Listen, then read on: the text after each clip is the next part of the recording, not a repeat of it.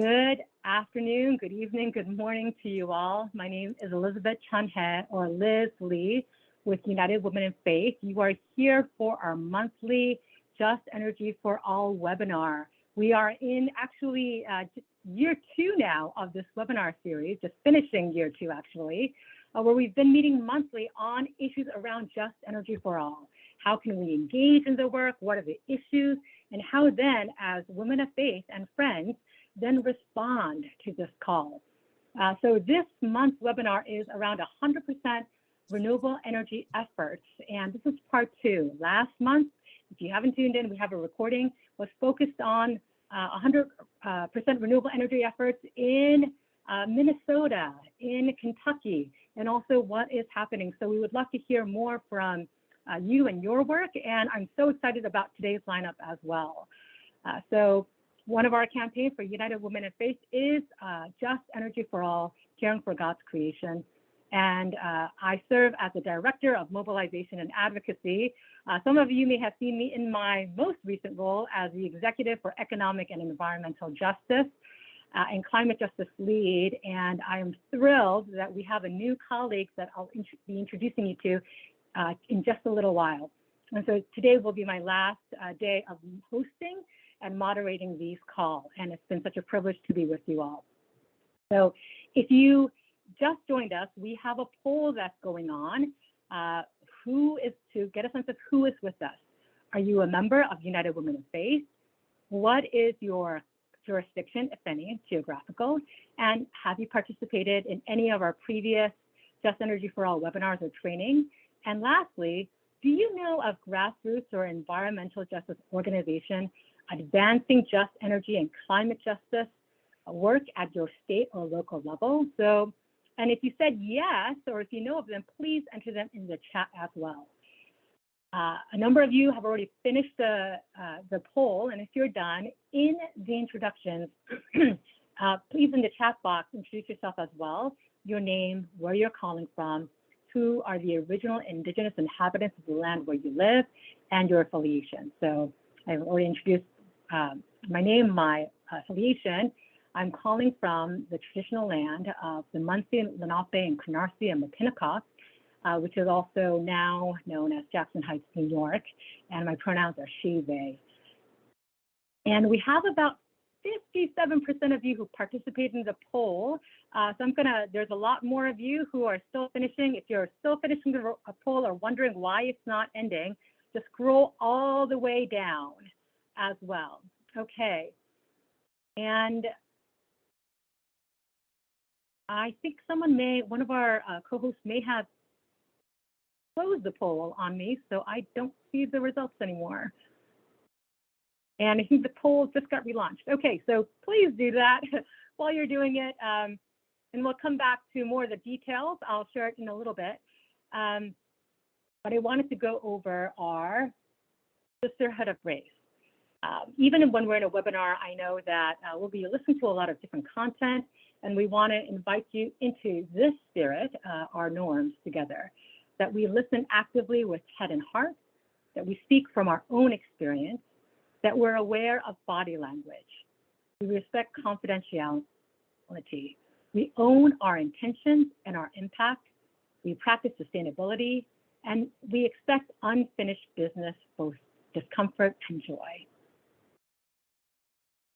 And for our opening prayer, I'm very excited that Frelly Easterling, Ms. Frelly Easterling will be leading us in that. She is the Ohio River Valley District Nominations Chair and has been very active as a volunteer in hospice and was actually with an organization and also recognized as a lead volunteer. So Ms. Frelly, thank you so much for opening us up in prayer today.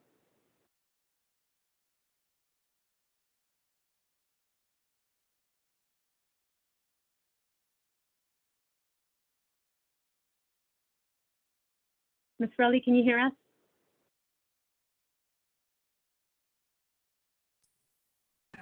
Yes. Thank you so much for opening us up in prayer. So I'll hand it over to you. If you could unmute yourself.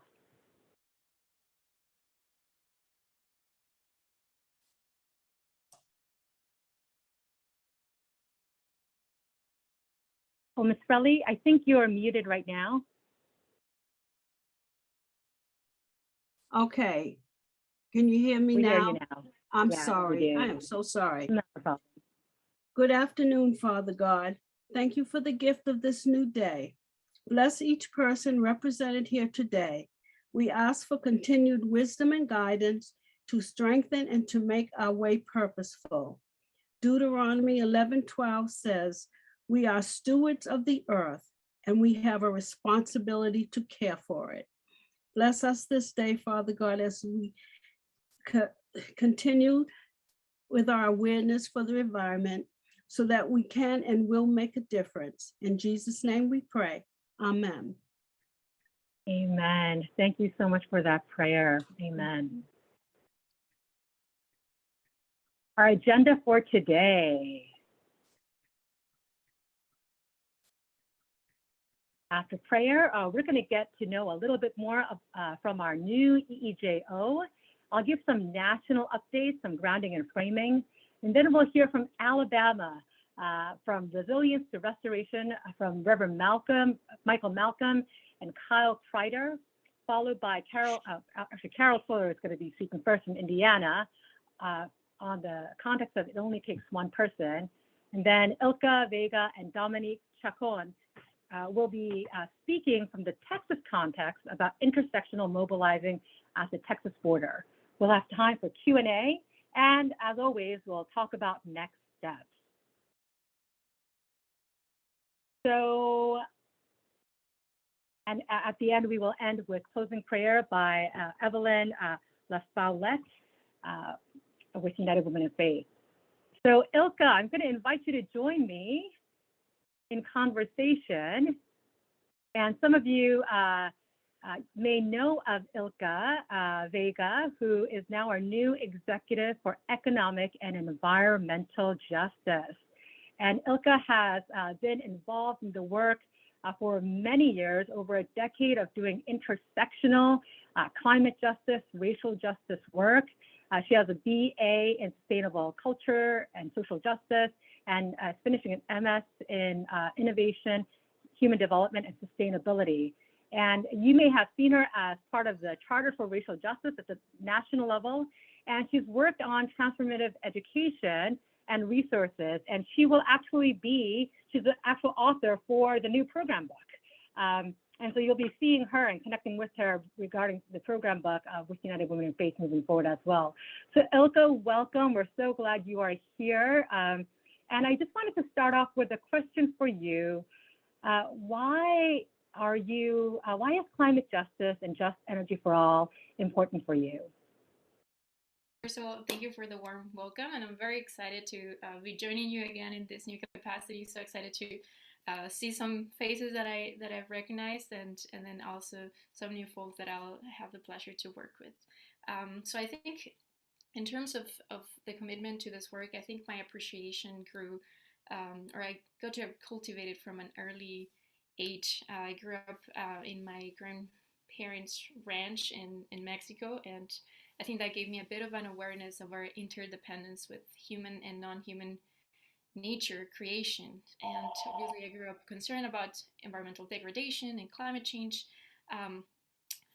But I started actually organizing with United Women in Faith very early on. So I attended Lydia Patterson Institute in El Paso, which is one of our national mission institutions. And that gave me the lens of not only seeing environmental degradation and climate change as environmental issues per se, but really having a justice lens to them, right? And learning about the communities that are most impacted, which happen to be also communities that have been historically marginalized, right, by our systems and our political system and our structures. And so I think having that lens of justice really made an impact on me. And so, as you mentioned, I decided to focus a bit my career and my activism around around intersectional issues. And so here I'm actually joining you all from Geneva right now, where I'm finishing my master's in sustainability.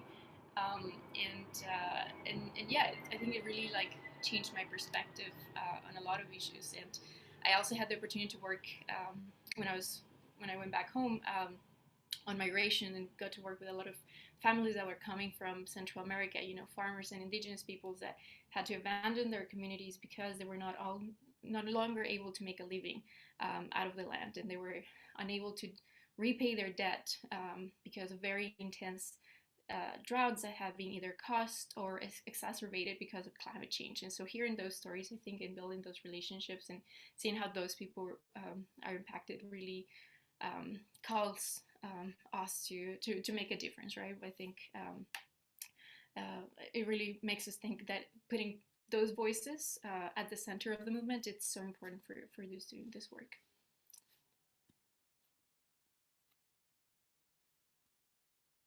Thank you so much for sharing both just like your personal story and how it connects with your family. And I know we have some who have farms in our United Women in Faith community that can resonate, right? And we have many others who've worked on farm workers related issue and immigration issues. So just lifting up all of these, how climate impacts so many of our communities and what that means. And your deep connection to United Women in Faith is huge as well. And I know one of the things that we've even discussed is, okay, your love for music, and I know you're a mean guitarist too. But can you just speak maybe briefly about why arts are so important for you in the work of social justice? Yeah, I think, well, personally, it has been something that has really sustained me and filled me, right? And I think looking back, a lot of our movements as well of justice and of liberation have really had very strong spiritual and artistic components to them. I think when you get to worship with people, when you get to sing with people, stay long hours, just holding up to one another, I think that really sustains the work that we're doing, because it can be, it's very emotional work. I think it's very deep and spiritual work what we're trying to do. And so I think bringing that creativity, it's very important to, one, sustain us, two, also connect at an emotional level with people, which is so important in building these relationships and trust building. But then third, I think I would also say, I think by using that creativity, and you may be hearing an airplane passing by. Sorry, apologies for that. Um, I think it allows us to really, make space for the divine to fill in those spaces and do the work that we're not able to do sometimes, or help us gain some insights that we not yet have, and do the extra work that we're yet to have. And I think it also helps us to, be more creative on how we're trying to tackle these issues that are very big, but I think we are really allowed for that divine presence to just feel where our humanity sometimes feels too small. I think that pushes our movement for justice and liberation forward. Thank you so much, Ilka. I love the appreciation, like you were just emphasizing. We are spiritual beings. We come together and worship. That binds us together, right? That connectivity, and also that music and the arts provide for that creative space and that power. And I do wonder about, like, we have many members who use the arts as well in their work. And so I think this is a great opportunity for those of you who are thinking about how can I continue to get engaged to use their artistic abilities and gifts into the movement work as well as well as within United Women in Faith. So Ilka, thank you so much. And just letting you all know, if you want to get to know Ilka more, join us for future webinars and working group meetings, because she'll be leading us and really helping us think through how do we advance just energy for all and resourcing you. And she'll be doing one-on-ones with folks too, and conference. If your conference district or unit is engaged in United Women in Faith and work, or if you're looking for a speaker, Ilka is available. Just let her transition back to the States in the next few weeks first. Okay, thank you, Ilka. So I'm gonna just transition us, and I'm gonna lead us in just some climate justice updates, grounding and framing, as I often do. So some of you may have been reading the news, and you have heard that we had passage of a major climate bill. Now, before we go into the specifics, I want to pause and do some recognition. Your voice matters and has made an impact, truly.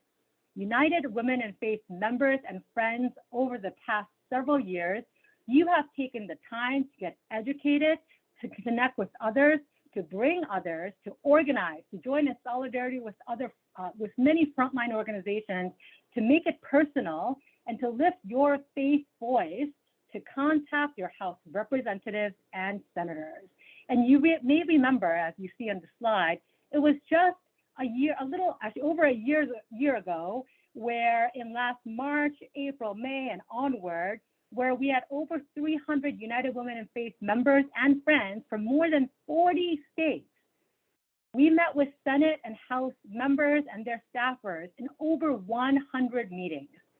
And since then, we've had over 4,400 emails specific and even more thousands more general around climate, where we were urging, right, as we saw earlier, ambitious Congress to address, at that point, we packaged the pandemic and climate crisis by enacting a recovery package that includes infrastructure and energy legislation that prioritizes climate justice, that centers racial and economic and gender justice. So this is not something that is new in the past week or two that we're saying, oh, right, there's a bill that's passing. Now we're gonna, celebrate it and talk about it if we're celebrating it at all. But we have been seeking to be prophetic and saying this is important. So your voice has been huge, and the 4,000 plus emails and hundreds of calls that were made from 47 states and Washington, D.C. Again, 47 different states and Washington, D.C. So we're just missing 3. And this is not, some would say, oh, it's United Women in Faith from those coastal regions or just blue regions, right, who are concerned. But it's from nearly every state, including Arizona, Utah, West Virginia, Wyoming, South Dakota, Indiana, Kentucky, Florida, Texas, etc., and including California, of course, and the others.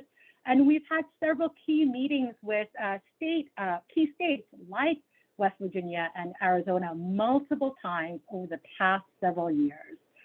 So I want to thank you for your witness, and in many ways, like the widow and the unjust judge, continuing to press on, even though some of you have said, why it's hard when we're speaking to reps and senators who do not align with our values and visions. But we continue on, right? And we do not do this work because we are aligned to one party or another. This is a matter of faith. It is a moral issue. It is about protecting creation, protection of women, children, and youth generally, women, children, and youth, particularly in frontline communities most impacted in the US, Black, Indigenous, Latino, Asian American, Pacific Islander, low-wealth communities. Globally, and women are disproportionately impacted by the climate crisis and climate displacement.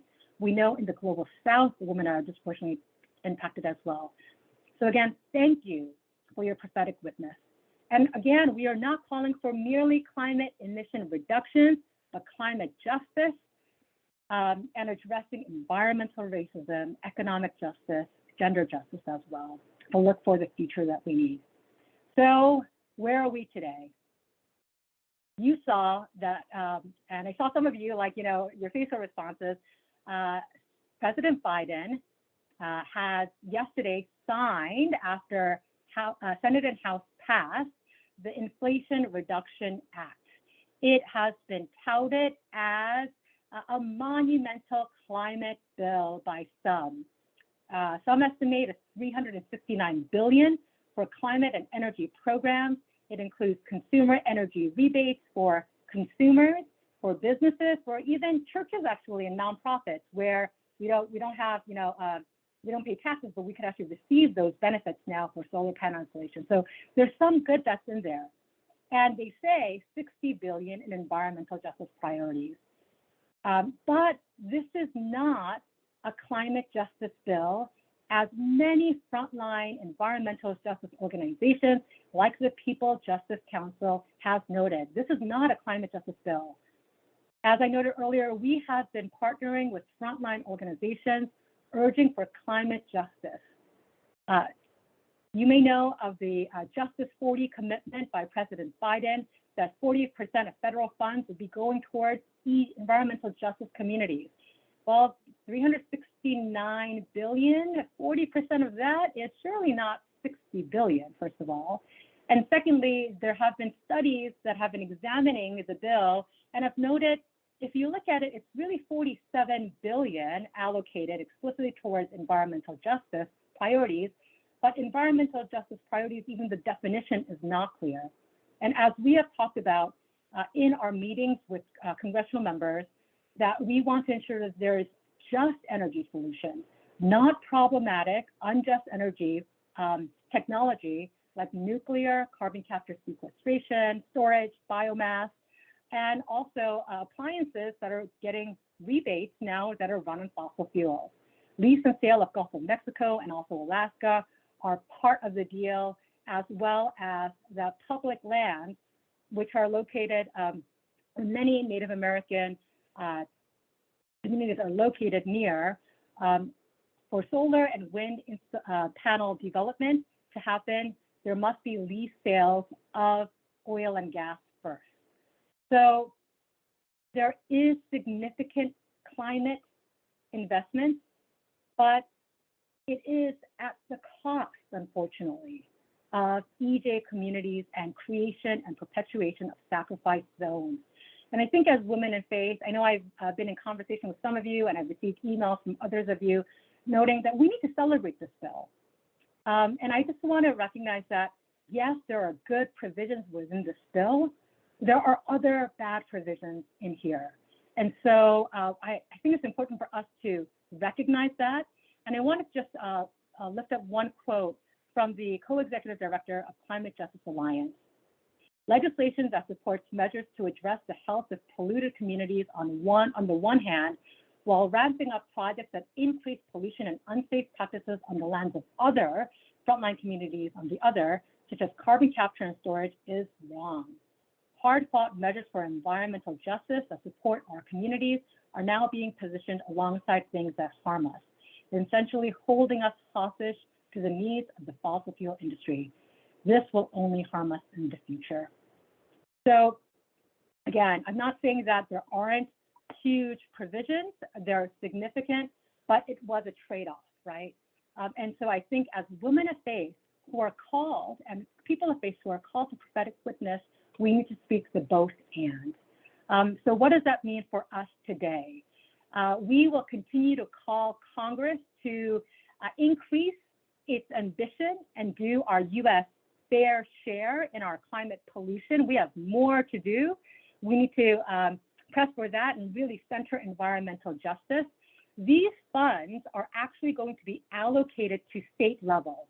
So what does that mean? At the state level, we have a huge opportunity to basically call our governors and those in leadership to say these funds need to be allocated correctly to environmental justice communities, communities most impacted, to electric school buses, to solar panel installations, for energy justice.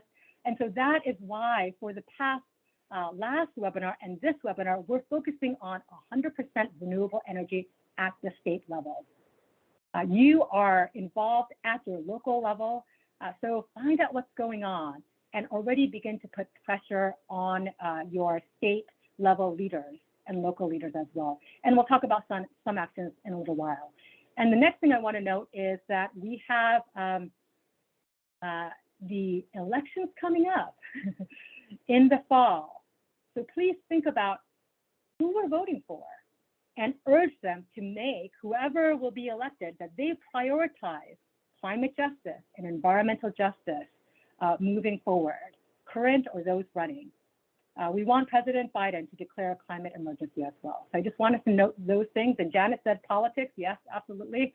That is certainly the case. And so as women of faith and friends, we can engage in the political process as well, making sure that we pass funding, and funding is directed to EJ communities.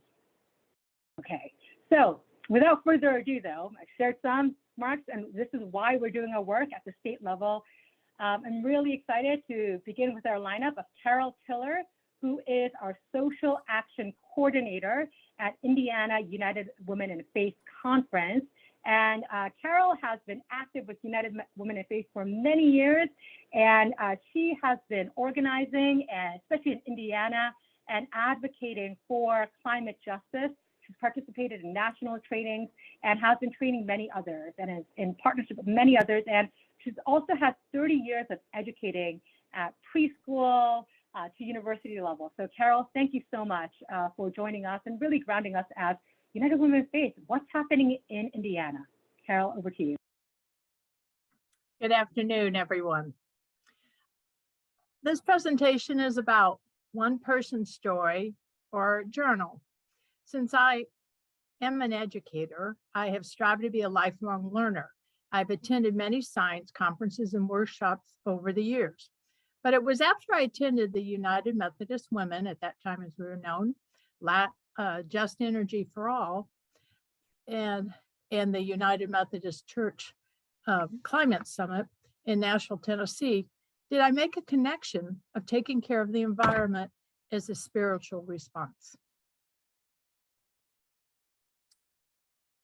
There it emphasized about John 3:16, and for God so loved the world that he gave his only son, that everyone who believes in him may not perish, but may have eternal life.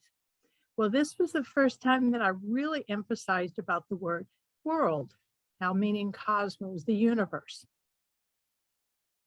Indeed, God did not send the Son into the world to condemn the world, but in order that the world might be saved through him. And saved is coming from the word sozo, meaning to bring out of danger, rescue, heal, restore to health. Our role is caring for the world. In Genesis 2:15, till and keep it, cultivate and care for it. Creation is not only about us. And this is the first time where I ever asked the question, and about for you to ask, are you in the ministry of healing just people or the world?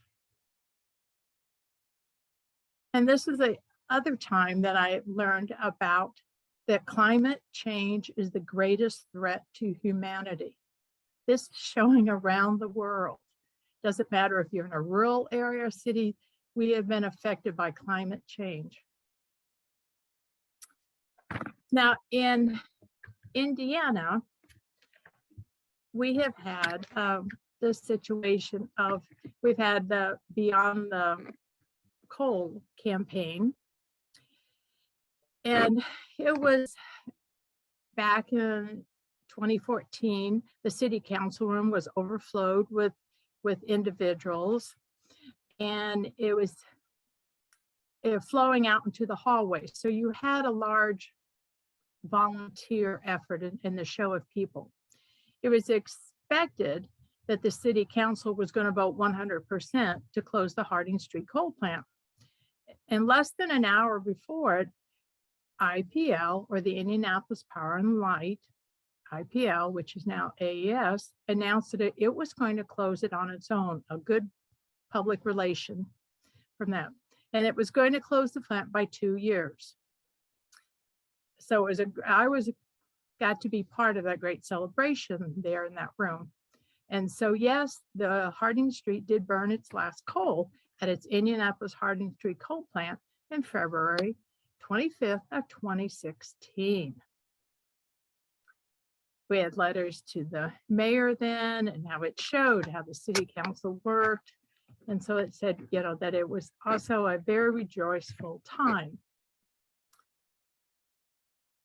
So I said, but then here it is, 2019, that the mayor had to send a letter asking the utility to use more renewable energy, that Indianapolis wanted to become, by 2020, will transfer 25% of municipal energy usage to renewable energy while creating a pathway towards 100% renewable energy use by 2028. Unfortunately, this is still what Petersburg looks like.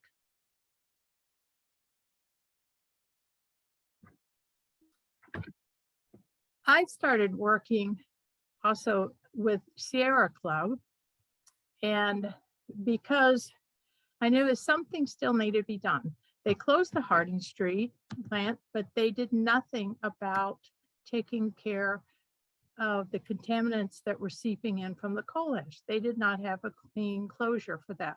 So anyone getting in Indiana, water from the White River south of Indianapolis, you were getting all these contaminants. So I started research, but then I found by asking someone else that Sierra Club had a great flyer information. So this is when I checked with them about what did they have to tell me about this example. Well, in this flyer, it says that AES now says it will early retire only less than half of the Petersburg plant.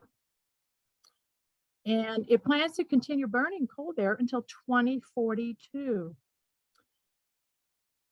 And last summer, in 2021, all 3 of the coal burning units broke down and the customers' bills were increased, that it showed that over $1 million was used to buy energy from another source, which again, residents had to pay for this. Plus, they had to pay for the repairs on this coal plant that was built in 1931. So it has many ancient parts. Our state legislators in Indiana are really receive usually a D or F on their votes for climate justice. So it's been very frustrating to not get help from, not to get help from them.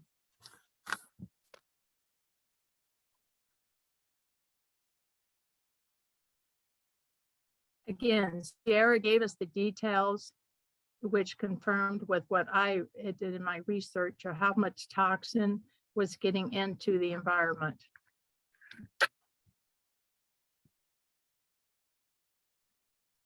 But in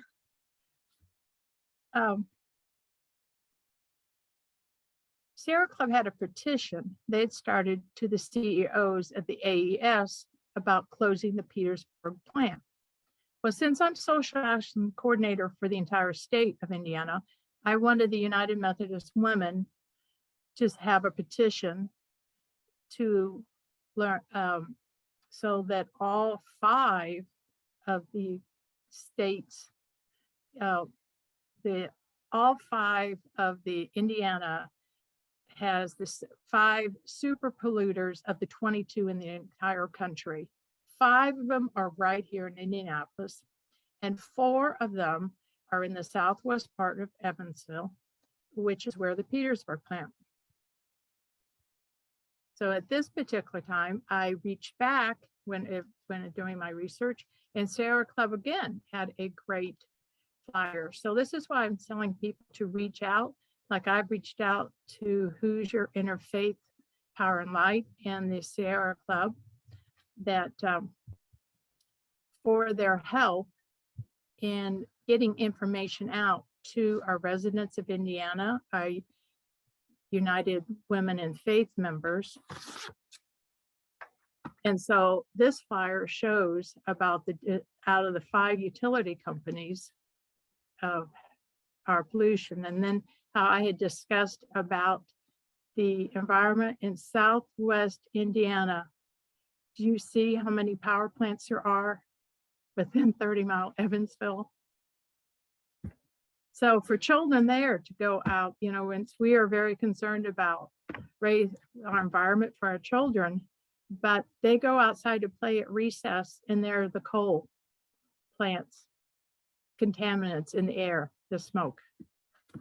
And so this is why I wanted to unite with Sierra Club and their petition, but United Women in Faith, the Indiana Conference, has a petition that's calling for the leadership of all of the utility companies, the AES, Indiana, Duke Energy, NIPSCO, CenterPoint, and Indiana Michigan Power, to transition away from fossil fuels to renewable energy, and as quickly as affordable as possible for the sake of our planet, its inhabitants, and ensure a clean closure of all the coal ash ponds.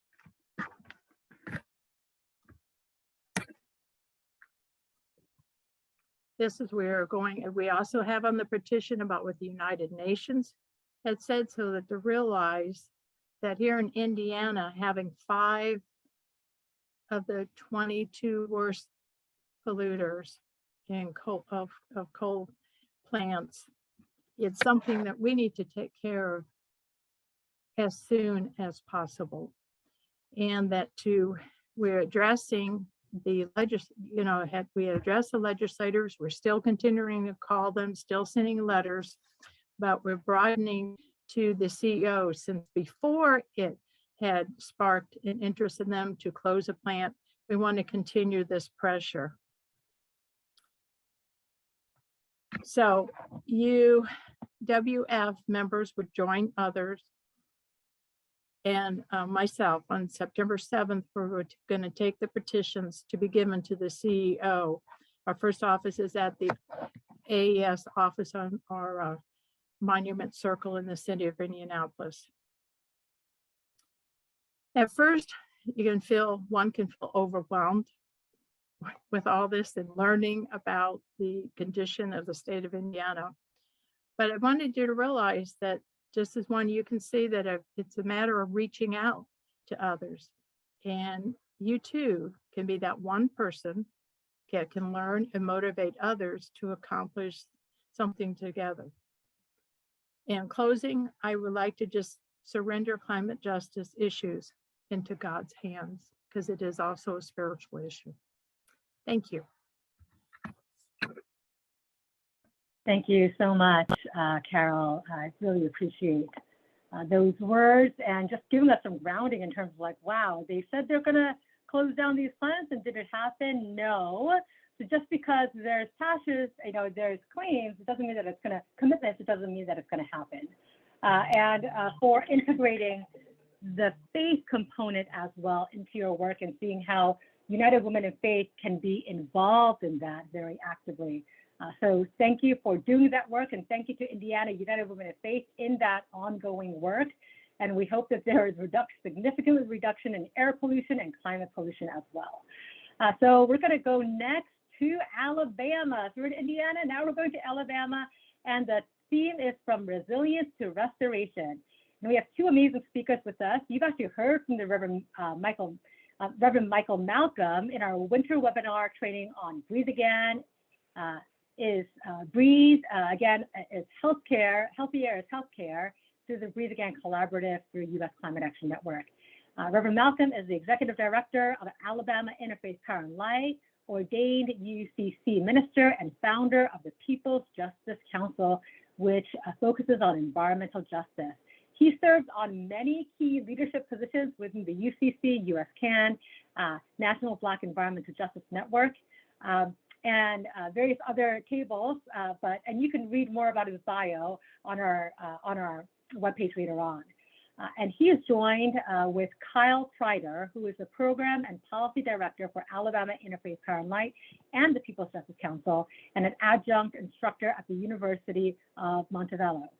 And he holds a bachelor's in environmental studies and a master's of public administration with a double emphasis in urban planning and policy analysis. So Reverend Malcolm, Kyle, thank you so much for being available, and also for your work. What's going on in Alabama?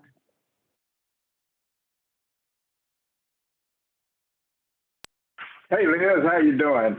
Hey everybody, I am so glad to be with you all, myself and Kyle. I will let Kyle speak for himself, but prior to me passing it off to Kyle, I just wanted to say hello to you. I'm Reverend Michael Malcolm, a founder and executive director of the People's Justice Council, as well as the executive director of Alabama Interfaith Power and Light, based in Birmingham, Alabama, which I'm right now sitting in at this moment. But in a few more days, I'll be waking up somewhere different. So that seems to be my life these days and the way my schedule works. But nevertheless, it was throughout my travel in the South that I saw one of the greatest ills that happens to us in our society. And believe it or not, it happens to all of us, but it's particularly concentrated in Black and Brown communities and indigenous communities. That is that of energy injustice and undue energy burden. In particular, in communities of color, in rural communities as well as heavily urban communities, we find that there are people who are paying upwards to 20% of their income to their utility bill. Let me see if I can't make that a little bit more plain. There are people that live amongst us who are struggling already to get by, barely living above the poverty line. Some of them are inching on the poverty line, but yet and still they have $500 and $600 a month light bills. How do we expect them to ever come out of their condition of poverty as long as we keep them in their condition of poverty through their utilities? But this is just one of the things that happens to us in the South. There are a great many other injustices as well as disaster because of the climate injustices that we face that we also have to deal with in the South. The People's Justice Council, as well as Alabama Interfaith Power and Light, have come to answer the question or ask the question of our community and to help our communities to answer the question of what do we do in times of disaster and what does recovery, just recovery, looks like? And that's how we came up with resilience to restoration. It's not just about us being able to survive the storm of life. It's also about us being able to thrive after it's over. And who best to lead us in that than communities of faith? So our focus has been working with communities of faith, and we're now working throughout the Gulf states to do this. Now, I'm not the program person. I'm the executive director. I founded the organization, but I've got an expert in program and policy, and that of Kyle Kreider. And I dare not usurp his time by moving myself in the way. I'm going to get out of the way so that Kyle can show his expertise and shine like new money. You all are going to love him. Buckle up and get ready because he comes. Hey, Kyle, it's on you, baby. Thank you, Rev. Man, what can I do with an intro like that? Mercifully, my camera is not working, but I want y'all to focus on the slides anyway. This is going to be not death by PowerPoint, but a teaser trailer for a little background about us and a little background on resilience to restoration. I will be sharing these slides. I'm certainly not going to read them, and y'all won't have time to probably read them all, but would like y'all to learn a little more about People's Justice Council, follow us on social media, get to know the Rev if y'all don't know him already, world's best boss. Here's Rev in his native habitat, and follow hashtag Rev's on the road because as he has hinted, he is on the road quite a bit. In fact, we're going to, I will be punting back to Rev to let him tell you about explain some of the photos that we'll be showing you here, like this one, but more on that later. Here is the group that started our organization. Rev looked me up when he was hoping to restart our defunct Alabama Interfaith Power and Light chapter here in the state, and I'm so glad he found me. So from humble beginnings, we have launched our own interfaith network. This is the first gathering of the Southeast Faith Leaders Network that we helped launch. This is us in North Carolina. Rev would have to tell you more about this photo, but we get around. And I bet you know this guy. Another says we're at a Methodist gathering here. I'm sure y'all know Bill McKibben. Rev, by the way, if y'all don't know, is a GRIS 2020 fixer. This is the GRIS graphic to accompany that award. This is Rev and me unfurling our interfaith power and light, our interfaith energy and equity statement in front of our state, Alabama's Public Service Commission, and in front of the president of the Public Service Commission's church. Would love to tell you more about that, but like I say, this is the teaser trailer, so we just want to get you interested.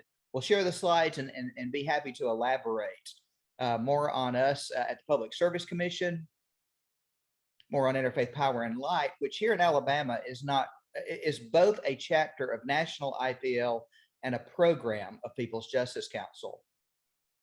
Again, our social media feeds, more on our Interfaith Power and Light Energy and Equity statement. And generally, when I give this talk, it's a much longer talk. And you know, so sometimes we have folks that aren't quite as up on environmental justice issues as I know this audience is. So I'm not going to preach to the choir, but these are some of the reasons we need a resilience to restoration movement in not just in the Gulf states, the Gulf South, which is what our first federal grant is funding, but throughout the South and nationwide. Got to throw out one Bible. Hey, Cal, I'm gonna jump in on that last slide. If you can bring that back, please. Oh, yes.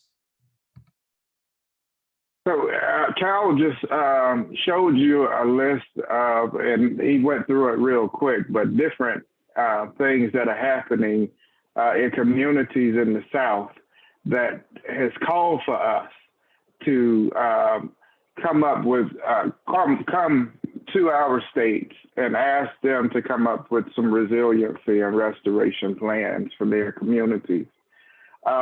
Let me see if I can bring it home just a little bit more in this, and just listen to me for a second. Imagine, if you would, waking up in the morning and you smell the smell of rotten eggs. Then you leave out of your door to get in your car, and your car is filthy, knowing you just had it cleaned 3 days before, and it's full of smut. You get in your car, you go to your various working destinations or your various destinations throughout the day, and you get just that temporary reprieve. Because as soon as you make it back to your house, you're right back involved in this rain of smut and this smell of rotting eggs. And people around you are dying, in a real sense, are dying from rare forms of cancer. Children are being born with rare birth defects. Imagine having to live under this assault day in and day out. And you have churches that are sitting right next to you. You have communities of faith that sit in the same community being polluted by the same industry. What does it look like for us to plan on being resilient, plan on surviving in the midst of that? And what does it look like for us to thrive after that's over? What does it look like for us to fight against this together, collectively, strategically? And what does it look like for us to build once the fighting is over? That's resilience to restoration. Next slide, please. Excuse me. Bless you and thank you. Amen and amen. So have a lot of slides on environmental justice that I won't be showing you today. Instead, let's get to a little history. Y'all may know the Bible verses, but here's some interesting history. This has been going on a long time. We are dealing with a colonial and capitalist mindset that goes way back. And you've heard about some of the problems, why PJC is not celebrating the IRA. And it goes back to stuff like this, because there are sacrifice zones. You'll see some of Rev's on the road picks next. And Rev is welcome to jump in anywhere and give more background. But I just want to show you some of the faces associated.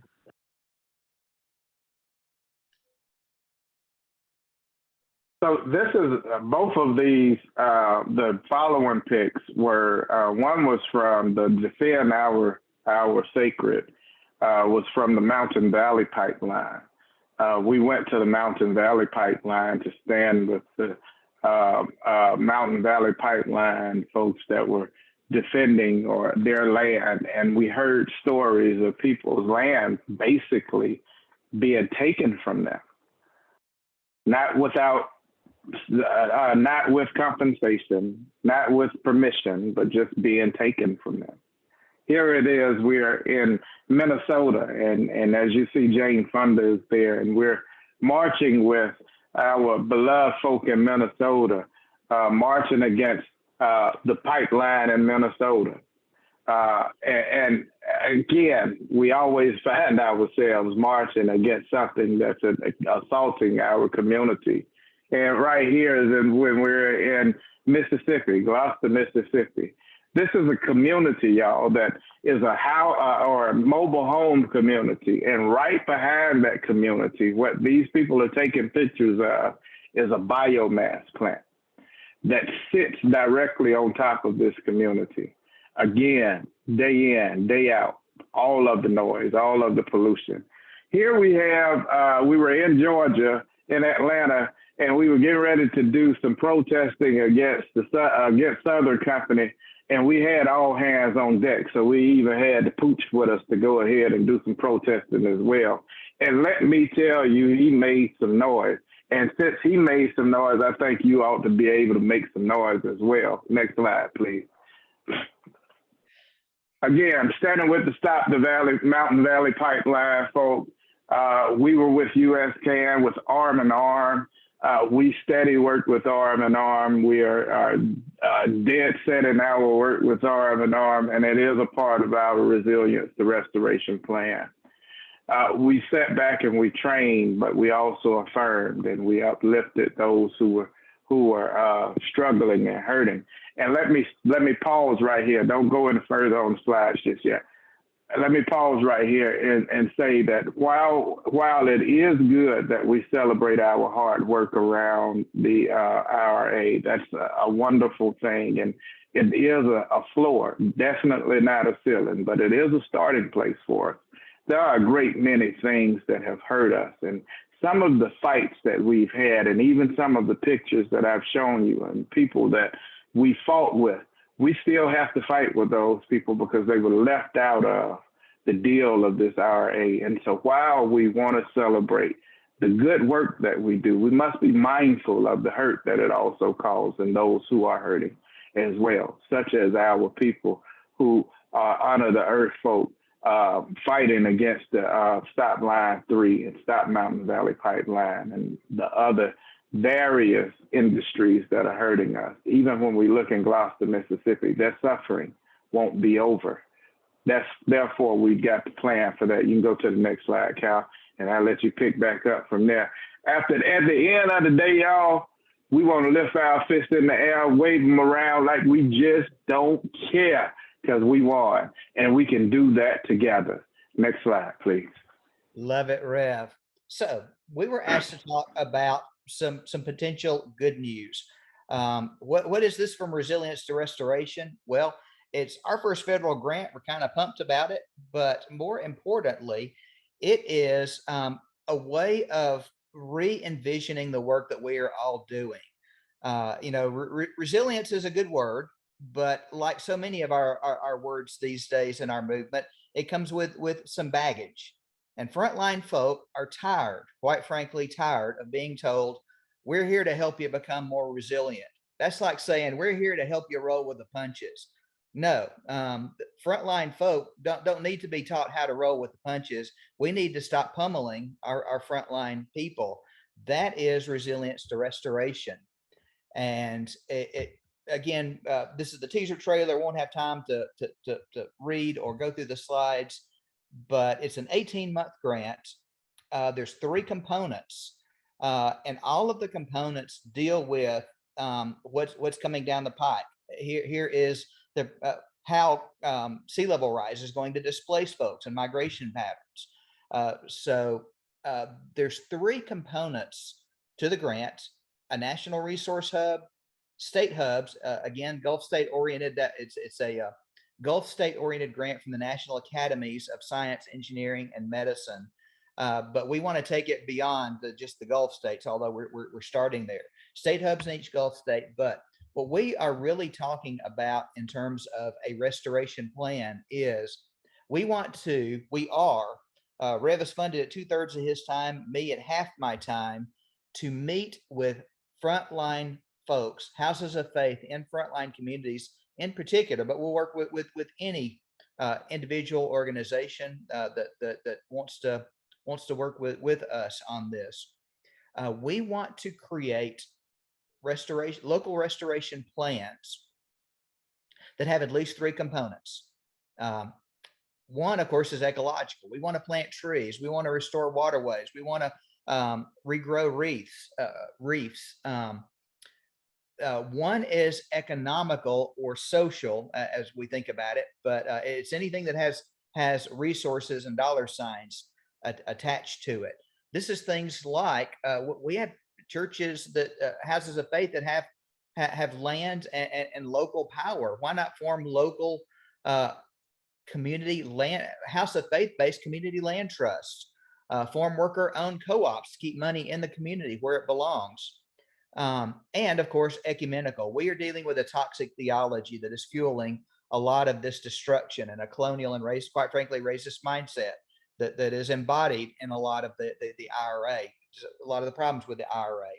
So we want to move beyond that. We want to move from resilience. Hey, we're here to help you roll with the punches, to restoration. We want you to stop getting pummeled. And I can't think of a better way to end than with this inspirational little poem. And I'll kick it back to Rev for closing comments. Well, Cal, I wasn't expecting you to call me back for closing comments just yet. I think we might have been going a little too fast. Mary Ann just said we got a few more minutes. Listen, instead of me doing that, Liz, is it okay for us to open it up for questions? Or do you want to wait on that? I wasn't sure. We're going to wait until we hear from our last contact from Texas and then come back together. Okay, well, if that be the case, I think we plan on doing closing remarks at the end. I'll wait. Thank you all for your time. Okay, thank you so much, Reverend Malcolm and Kyle. Always just powerful words. And Rev, you always just ground us. Like, what does it mean concretely? Imagine, right? Think about yourself in this context, and really challenging us, both of you, around like looking at it just away from resilience, but to restoration and the opportunity for engagement. We celebrate that you are one of the Justice 40 leaders and recipients of the funds and the great work that you're doing. And I dropped the link for the Alabama Interfaith Statement on Energy and Equity. I forgot the exact title, but I dropped that link. So folks, please check that out. And if you're thinking, well, we may want to do that in our own state as well, that might be a conversation that as a United Women in Faith, as well as your interfaith networks that you're connected to consider as well. And also the partnership possibility. I know Rev and Kyle and I just began the conversation of ways that we can collaborate. So we'll come back to that in a little while. But we'll move on so we've gone to Indiana, Alabama, and now we're going to Texas. So what's going on in Texas, and especially in the borderlands? We're going to hear from Ilka Vega and Dominique Chacon. And I've shared a little bit about Ilka already, so I'm going to speak a little bit about Dominic so you get a sense of who he is. He has been engaged in this work as well for quite some time, like Ilka. And he is a two-spirit Chicanx born and raised in the binational community of El Paso, Texas. Dom has been organizing for the last 12 years around issues on environmental, immigration, and educational justice, with experience that ranges from leading grassroots campaigns against abusers such as JP Morgan and Marathon Oil to leading direct actions, community trainings across the country. So just so thrilled and privileged for both of you to be joining us and really giving us a context, because sometimes what we hear in the Texas context can be kind of narrow too, right? So I'll hand it over to you both. Thank you. And I just want to say I'm so thankful for the powerful work that Reverend Malcolm and his team does of justice and liberation and transformation on the spiritual realm and the policy realm and cultural realm, because we're dealing for many different levels. And one of those that we can talk about also about colonization, a long history of different systems of also gender issues working between. It's in my community of El Paso and Ciudad Juarez, specific in the borderlands. It's the very beginning of West Texas. And for those of you who haven't visited yet, it's a beautiful binational metropolitan area of almost 3 million people. And it's also on the top 5 of sunniest cities in the United States and top 10 around the world. So if you're planning your next vacation now you know. And another reason why I think relationships are so important. I was talking earlier about cultivating our relationships with each other and with nature is because actually sometimes they bring you to learn about new issues and to make some amazing unexpected connections, like getting to know Dominic, which actually I got the opportunity to do like 3 to 4 years ago when a friend of mine told me that one of his friends, Michael, was actually starting to organize people in El Paso around environmental justice issues and the Green New Deal with Sunrise. And so I attended this first meeting, and actually Dominic was presenting, and he had the ability to link some very broad and hard concepts or that seem a bit abstract, like sustainability or environmental racism, with very specific examples of things that were happening in our community, which I had actually no idea about, many of them. One of them being that El Paso was on the top of sunny cities. I mean, I was not surprised, yeah. And then also, about air pollution and how it affected specific neighborhoods, especially, those close to the international bridges. There's a lot of international traffic for commerce, right? And how the air pollution tends to actually affect certain areas more than others, especially where those communities that are close to the bridges, which also happen to be, located close to some schools and also some traditionally or historically migrant neighborhoods, right? And so learning about these nuances of the connections between, the environment and justice, and then bringing the lens of gender and migration, I think there were really interesting aspects, and so I was very interested when I heard his presentation, and then also learned that not only were one of the sunniest cities in the U.S., but unfortunately we had less than 4%, I think at the time at least,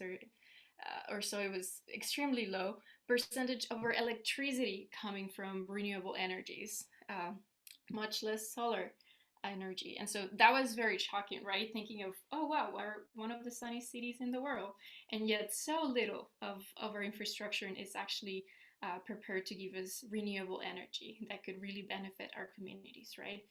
And so I started organizing with them, and around the same time, our electric company had just changed its electricity like demand-based pricing model, and it was preparing to sell basically to JP Morgan, who was also doing fracking just right outside of our community to El Paso. And so what we started doing at the time was just putting pressure and attending some community meetings that were being held around the sale, and of course building coalitions with all sorts of partners. We had some meetings in churches, community spaces. We had some rallies in parks around Earth Day, trying to raise awareness about everything that was going on, especially around the sale. And so some of the campaigns that we had also connected to the sale and other issues, we had some luck with, or some support from City Council or Environmental Commission in Texas. Some others not so much.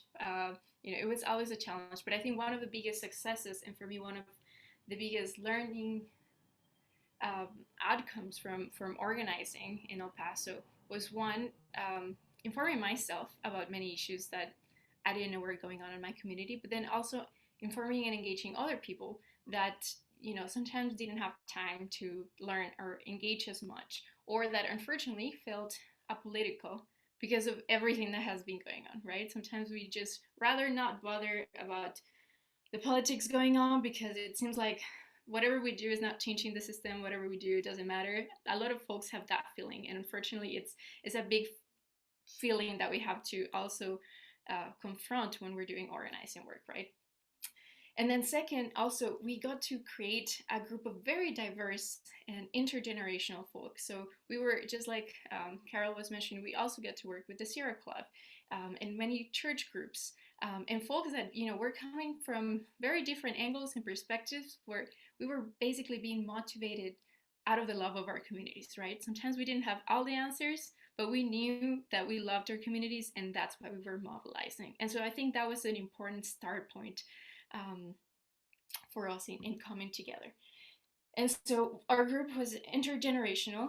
Also, a lot of people have different justice focuses that they were bringing. So we were getting to build an intersectional, what we would call an intersectional group. So we were making sure, you know, we were centering the voices of those that were most impacted, and not trying to come up with our own agenda and just pushing it on others, but seeing, okay, who's present with us? How can we invite others who are not present with us and hear their own concerns, right? Because, for example, those families that were next to the bridge, they had other priorities in mind, perhaps that were more latent to them, that we really needed to take action on.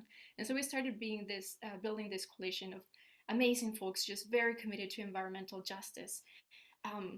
And also connecting to the other side of the border, right? Because there were things that were happening in Ciudad Juarez, actually, that were also very important to work, because we're part of one region, right? And so we cannot just do the work on one side without talking ever to the folks on the other side, because, you know, things like air pollution doesn't really care about borders, right?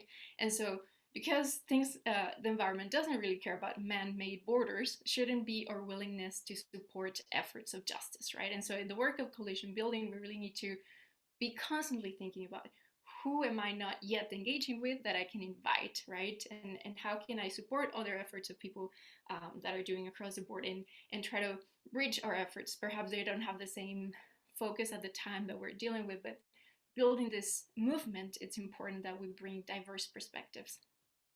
And so that was some of the many lessons that I got to learn from my dear friend Dominic. And I have the pleasure to now leave you with him. And I think now he's organizing with PowerShift Network, which Sunrise is part of. And so I let him to speak more about himself and the work that he's currently doing. Thank you, Dominic. I'll leave it to you. Thank you so much, Ilka. Very well said. Thank you for it's all. I always really struggle to context what the border is, what it looks like, how organizing functions there. I think some people forget just how massive Texas is. You know, for a lot of people on the border, El Paso specifically, to even engage in state politics, you have to be able to drive about 8 hours to Austin just to participate in a hearing, just to show up, and so there's just a lot of nuance, and even when we're talking about that organizing, like you said, half the time we're leaving out the other half of our community, which is just skip hop away on the other side of the bridge, yet our environmental realities are so tied together. And so there's a lot of nuance to that, you know.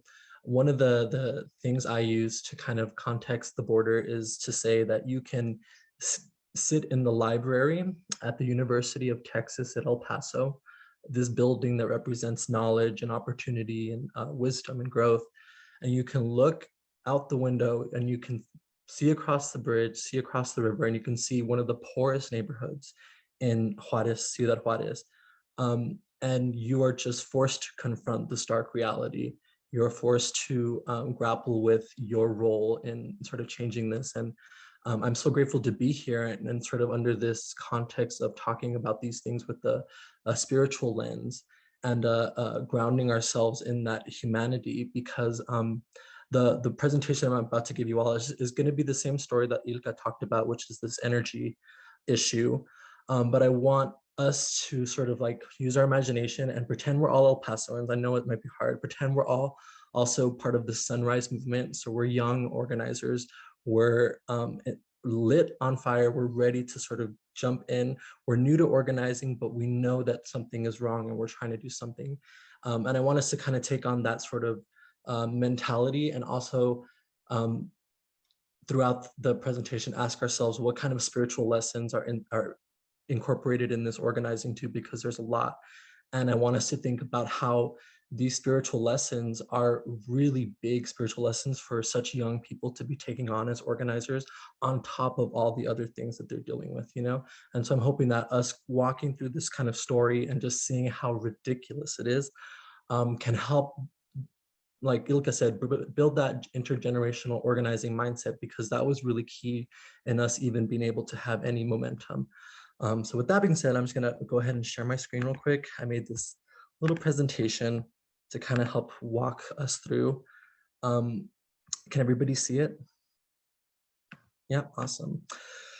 So basically, I'm gonna talk about energy market manipulation. We're here kind of talking about energy democracy and what that looks like as part of what the solutions could be. But I want to tell the story about the privatization of a public utility that happened in Texas, in El Paso. And so to kind of start off oops, there we go. I want to kind of set the scene, okay? So there's three main takeaways you should know is that El Paso Electric functions as an energy monopoly. And what I mean by that is that it is a captive market. So there is no other electric company that generates or distributes electricity in this region. And you can see here that it serves West Texas and New Mexico. And so they basically service about 450,000 retail and commercial customers in a 10,000 square mile radius around West Texas and New Mexico. And this region, as Ilka said, is very poor, low income, majority minority. So your standard environmental justice community deals with a lot of air pollution, deals with a lot of water insecurity, things like that. And energy is another issue. Another thing you should take away is this bottom circle here is the Chihuahuan desert energy needs. You know, being in West Texas, you're in a very different environment than majority of the country. And so that just means that our energy that we do create goes towards very specific things that we need in order to survive in El Paso.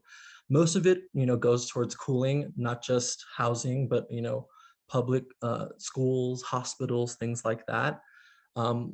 A lot of it also goes to our water usage. So here on the left, you'll see a little picture of our aquifers underneath the ground.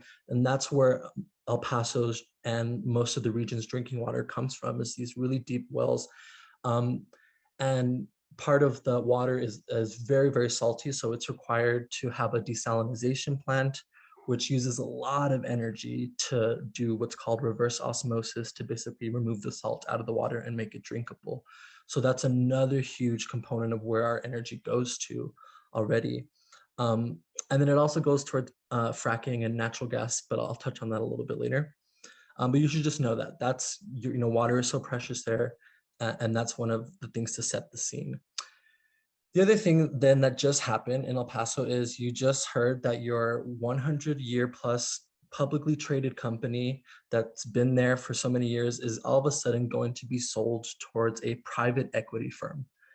And, you know, private, you know, sales of things like that are always interesting to keep an eye out. But when it's an energy company, it's something that's so vital to a community, it really turns a lot more heads. But what really turned the heads for a lot of people in this case was the price at which it was being sold at.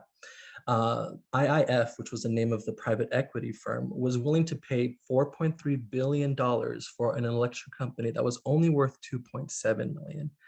And that just had so many questions going on for everybody, like who is this IIF? Why are they paying so much money? Where did this kind of come from? And I put some links in the presentation, and I'll send you all the presentations so you all can investigate too if you like. But there's some important articles that talk about the value and how it got priced. So basically you're like, what the heck? You know, this is the scene, what's happening? What can we do? How can we organize? And again, you're a young person, you probably just graduated high school or early in college. You probably barely understand, you know, a lot of the electric grid and what that is. Most adults today are not energy experts. And so these young people are diving into this issue and really trying to unpack it. And what we find out is, lo and behold, one of the most notorious financiers of our climate crisis, JP Morgan, is behind this. And so basically, with the help of some other nonprofits and advocacy groups, we were able to uncover that the private equity firm was lying on their federal filings. And basically, Public Citizen, which is a watchdog and advocacy group, was able to uncover how they were not disclosing that JP Morgan were actually not just advisors, but the owners and sort of decision makers of this. And through a process of cross-referencing other filings and other agencies, he was able to prove that. And so that became a question, like, why is JP Morgan trying to buy this little electric company out here in West Texas for way more than what it's worth, you know? And of course, you know, if your little spidey senses are going off, you're like, something's up, we have to keep digging. And young people kept going. And then, of course, if you don't know already, now you know.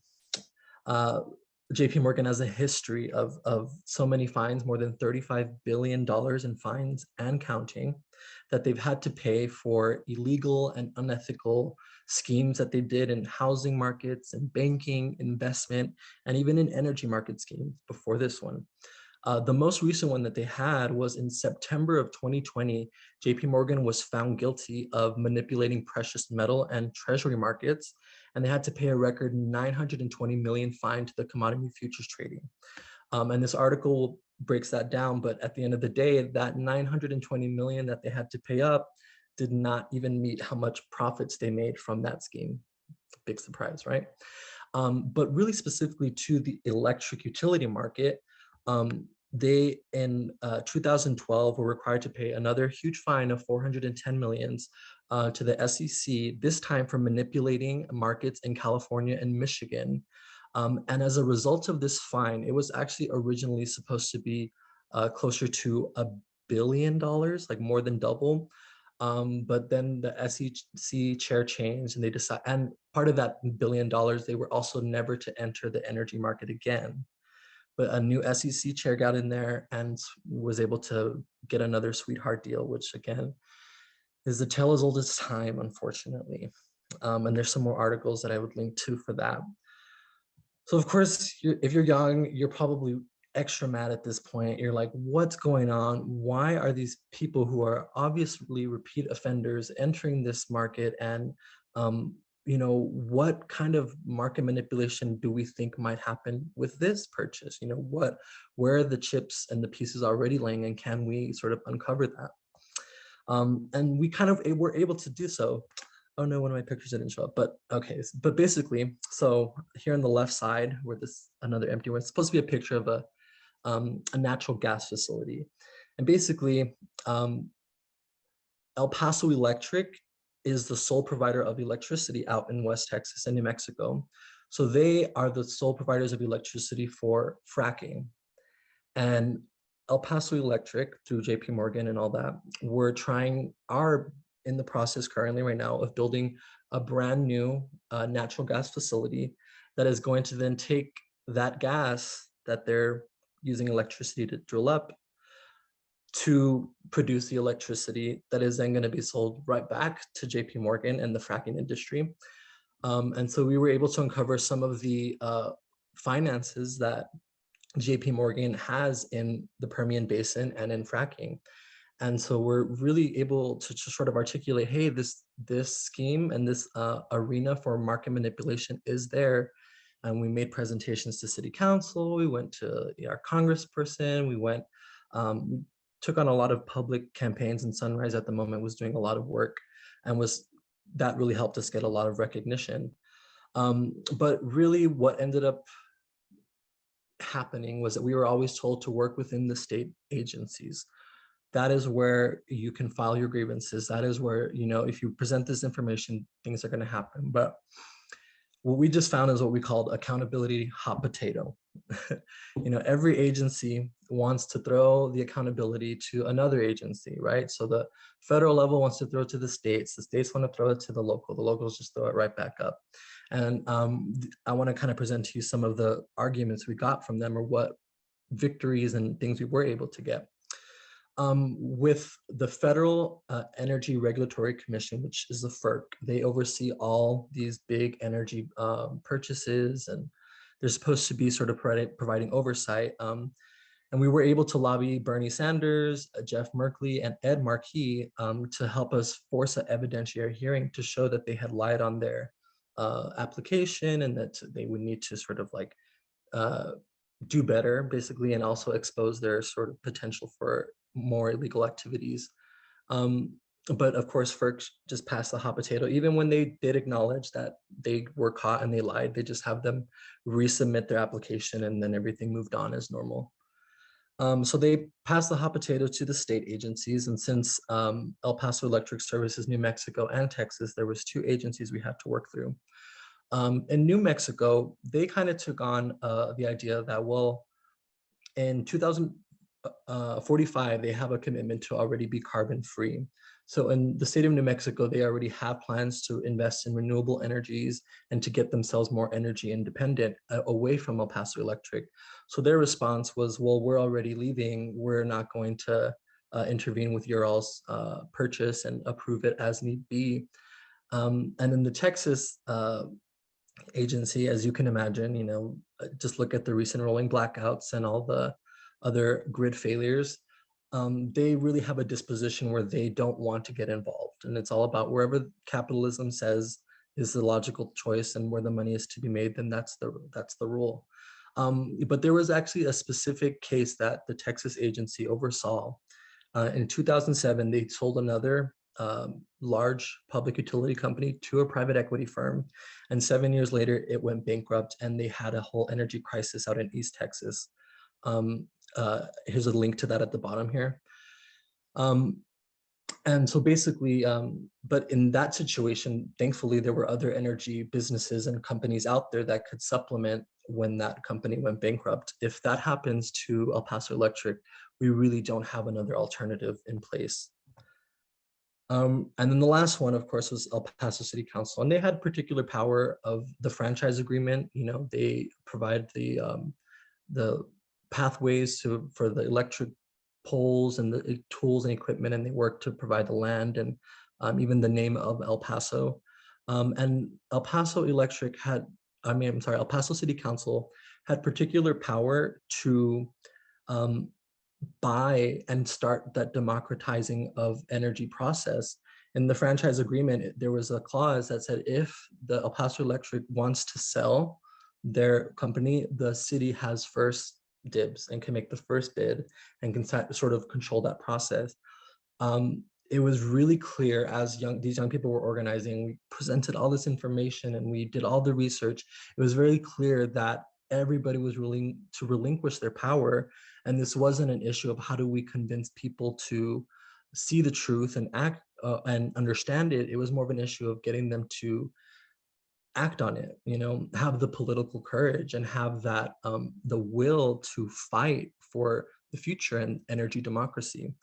And so as this kind of came through, as you can imagine, putting so much work as a young person into a cause like this and then not getting a victory or getting the smallest concessions, it broke a lot of young people's spirits. They kind of felt, why am I doing this? Why did we invest so much of our own time trying to do this? And I felt as an organizer trying to help and trying to get through is that, and I, as a Native person, I'm very spiritual and grew up with a lot of religious influence. I knew that sort of wall we were hitting with that was the spiritual one, was a one that was testing our faith, right? Was one that was asking us to continue working and keeping this bigger picture in mind, keeping the justice at the center of our work. So even though we did not win this victory, we really worked on trying to educate ourselves more on what the principles of energy democracy are and how we continue that work, because we know this is not going to be the end of our dilemma.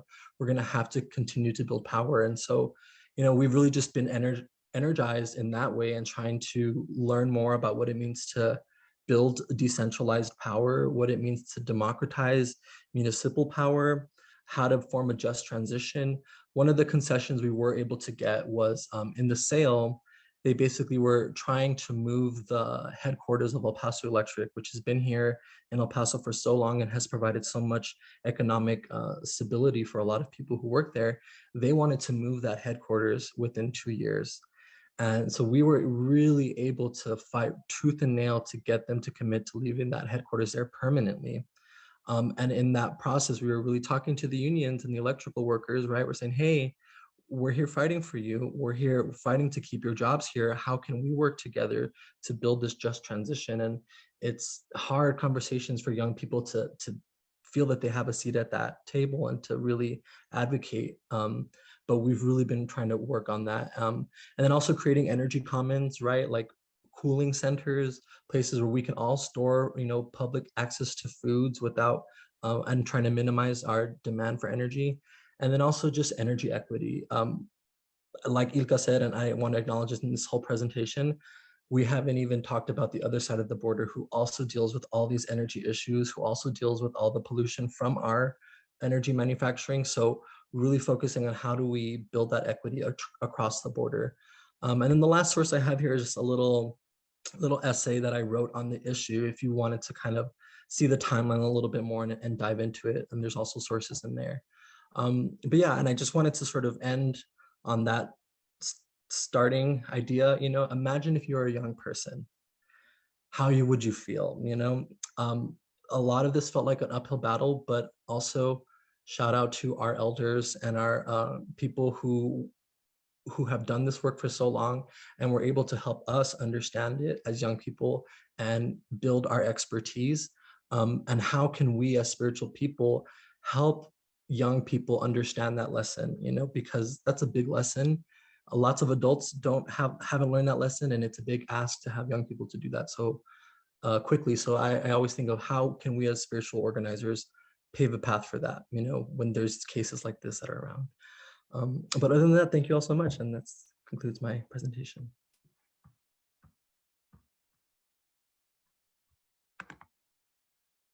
Thank you so much, Ilka and Dominic. So powerful in terms of really inviting us to think about the intersectional nature of the work, the intergenerational nature of the work, and also placing us back to, like, as young people, when we were there, and this reality of what was happening in El Paso, Texas, right? And how that could feel, and also, and I think in many ways, many of us may relate in terms of the work that we're doing as well, sometimes feeling like at a loss, and then how do we continue that work together? So appreciate that. And I think some of you may be thinking, maybe what's going on in my own state, or how do I kind of look at that further? I just wanted to lift up a resource, Revolutionary Power by Shalonda Baker. I've noted her work before, and she has some practical guidance as well in helping us think through what energy justice, energy democracy at state and local levels, as well as federal levels, can look like. So thank you. You see, so thanks to Dominique and Ilka here right now. I am mindful of time. So what we're going to do is going to change things a bit. We're going to do closing prayer. Then we're going to open it up for Q&A so that those who need to be released can go, but we'll hang out. And if our speakers are able to hang for a little bit longer for Q&A, that's great. That'd be wonderful. But if you're not, just we greatly appreciate you. So our closing prayer will be done by Evelyn LaFaulette, who is a member of the 1869 Society since 2019 at the 150-year celebration of United Women in Faith. And she is currently serves in leadership at Aldersgate Circle as an Aldersgate Circle leader in Bloomington First, Indiana, United Women in Faith Conference. So, and I realized I didn't share my screen so you can see her, and I'm going to invite Evelyn to lead us in that closing prayer. Creator God, first of all, I would like to thank you for my granddaughter, Diana Catherine LaFollette, who encouraged me to do this prayer, even though I didn't feel like I knew as much about renewable energy. I love you, Diana Catherine. Join me in prayer. As your disciples of a faith-driven organization, United Women in Faith, we recognize that all of creation is yours, but confess we have dropped the ball by abusing your gifts of water, air, soil, minerals, plants, animal life, space, and especially energy resources. We are not climate scientists, but bold, courageous women who believe we have a responsibility. Help us to choose life by increasing our knowledge and passion for renewable energy, not just for our generation, but for our grandchildren's children. Our planet is your gift to us. Be patient with us, Lord, as we deepen our connections intentionally and joyfully to fulfill our duties as your servants. In your holy name, amen.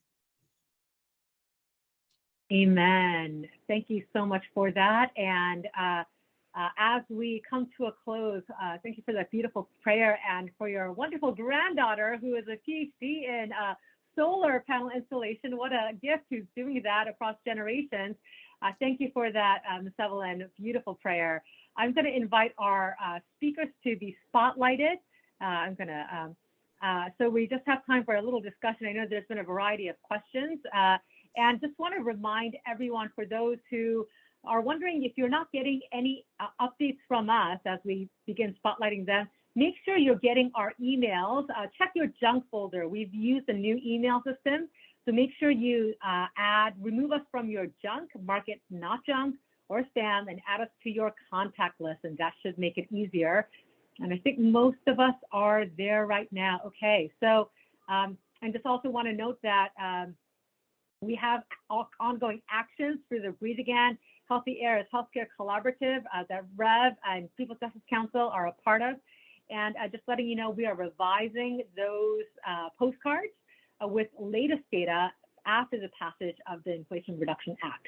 And our action also has been revised accordingly, so you can still use those action tools. Okay, so just wanted to note those briefly, and that we have our webinars that are coming up, our working group meeting, September 6th, Tuesday, Eastern Time, 7 p.m. For our working group, really talking about how do we take this forward, and our next webinar, September 21st, around elections and voting, right? Because we need to vote the people in. We need to tell them what we want to prioritize if we actually want bold, ambitious climate legislation and environmental justice. So all that to say, we're going to go into Q&A now. I'm going to stop sharing my screen.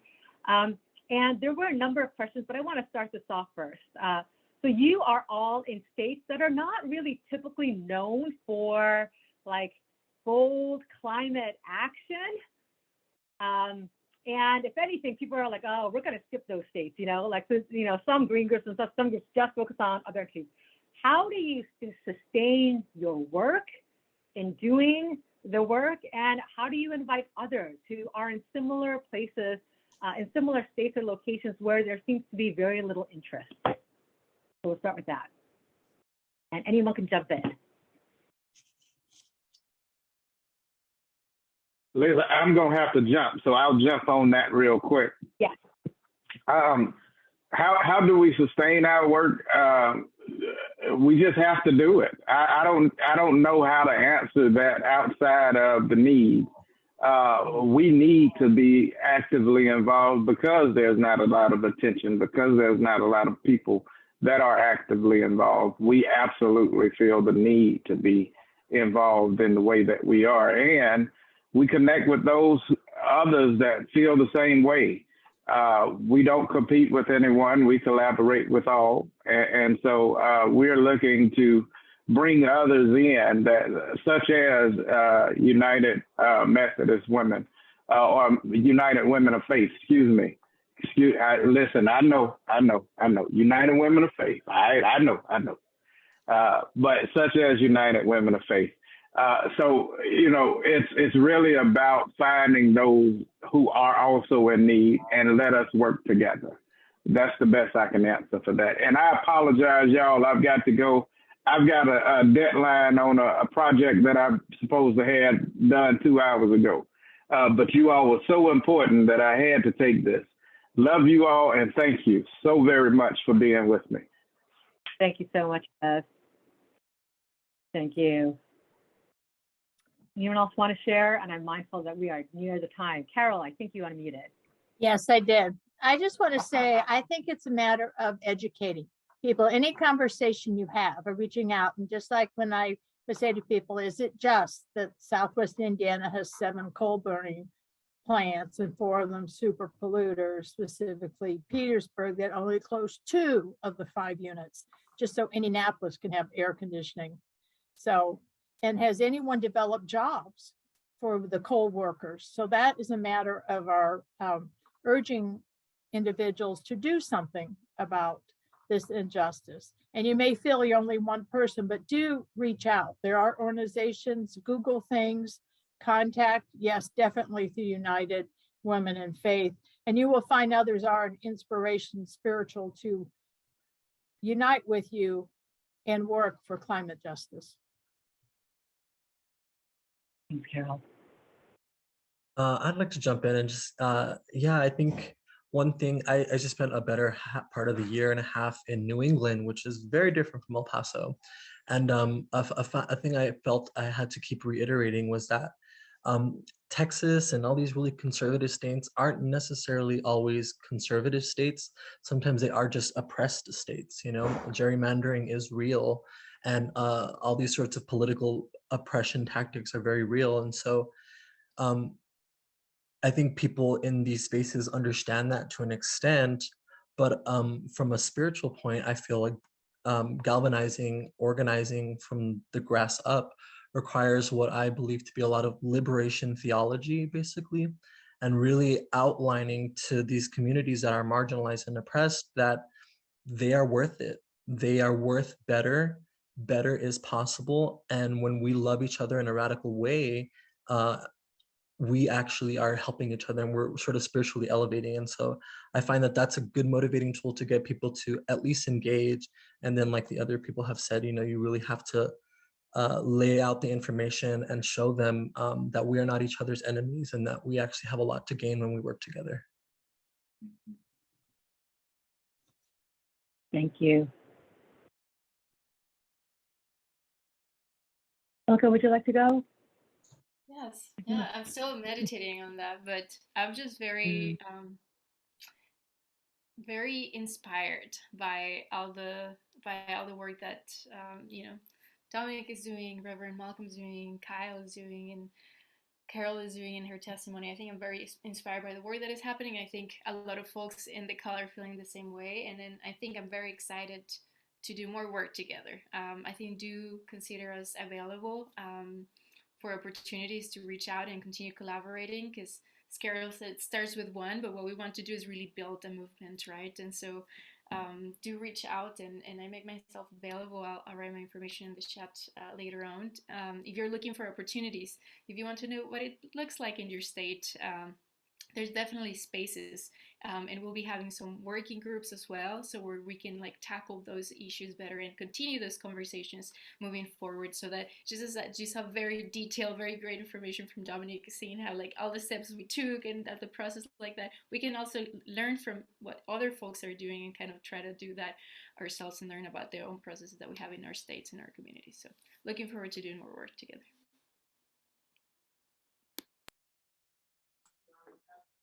Thank you, Ilka. And Kyle, I think you're still here. Kyle, do you want to share some last words and with that question? Sure. I'll keep it brief because I know we're over time. Will, as Catherine Hayhoe advises all of us regarding climate change, the most important thing we can do is talk about it. So that goes for our energy and faith issues as well. Talk about it to your family, your friends on social media and so forth. And as we put in the intro to our From Resilience to Restoration grant, there's a famous quote by Archimedes about, you know, essentially give me a long enough lever and I can move the world. Well, houses of faith are a powerful lever to move the South and the world. This is why we are focusing on countering the toxic theology. So yeah, we're in a deeply red state here in Alabama, Republican trifecta in government, but you know these folk wear their church membership on their sleeve, and if we can reach them in church, maybe we can build some bridges and get some stuff done. Thank you. Friends, United Women in Faith members and friends who are on this call, I hope you were encouraged as I was, and also challenged and inspired. We do not do the work alone. We do it together, and there's possibility and hope in even places where the dominant narrative says otherwise. So thank you to all of our speakers and our prayer leaders as well, and blessings to you as you continue the work of just energy for all each and every day. Thank you again. Thanks for staying with us to the very end, and we'll be sending out slides and evaluation. Thanks again, and blessings. We'll see you on our future calls. Take care, all.